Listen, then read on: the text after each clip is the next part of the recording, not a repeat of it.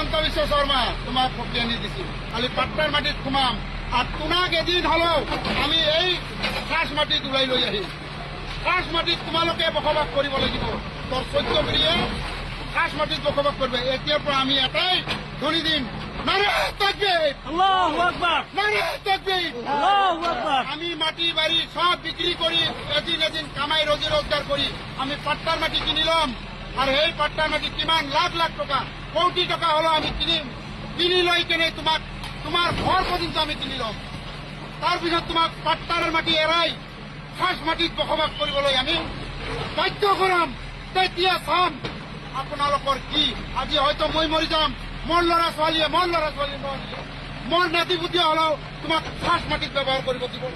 ইয়াৰ কাৰণে আমি বাধ্য হম, আমি বাধ্যতা কৰিম।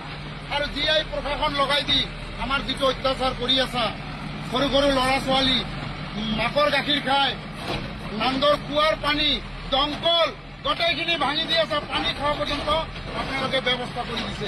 পানি না যাতে খাব নোৱাৰে, মৰি যায় মানুহে, এইখিনিয়ে কলো।